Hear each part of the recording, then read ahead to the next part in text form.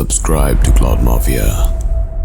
Imagine a time when the streets of New York City were alive with whispers, where shadows danced along the alleys and danger lurked around every corner.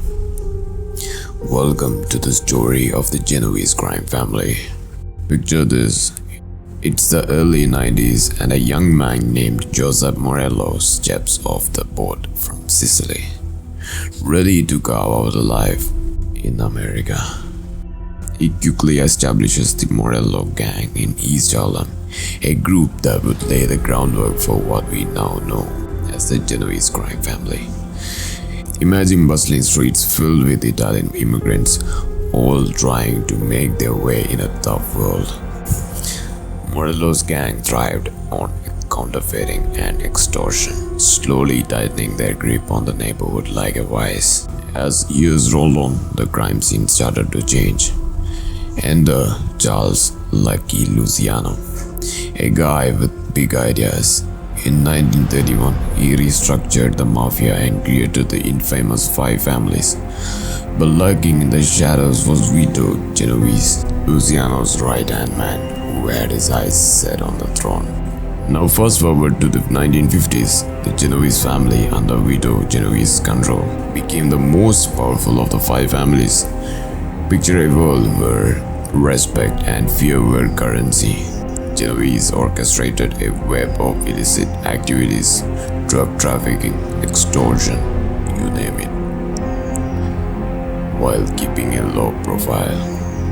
He was like a chess master, always 3 steps ahead, operating in the shadows where the light couldn't reach. But the real twist in our story comes with Vincent, the Gigante. After Genovese's death in 1969, Gigante took over, and he was the character to say the least. Known for wandering the streets in a bathrobe, mumbling to himself, he played a dangerous game of pretending to be insane just to dodge the law. Can you picture it? A ghost in the night manipulating the system while his family continued to thrive. But just when you think the story is all smooth sailing, the tides start to turn. The late 20th century brought the RICO Act, a powerful tool for law enforcement that aimed to dismantle organized crime. Suddenly, the Genovese family faced a barrage of indictments, and it looked like the walls were closing in. But here's the kicker: like a phoenix rising from the ashes, they adapted, diving into mortgage fraud during the housing crisis of the 2000s. Proving they were not only survivors but masters of reinvention. As time marched on, Gigante's death in 2005 left a power vacuum. But the Genovese family didn't crumble. Liborio Barney Bellomo stepped into the role of boss, and the family continued to operate with a level of secrecy that had become their trademark. They were the ghosts of New York, always a step ahead of the law.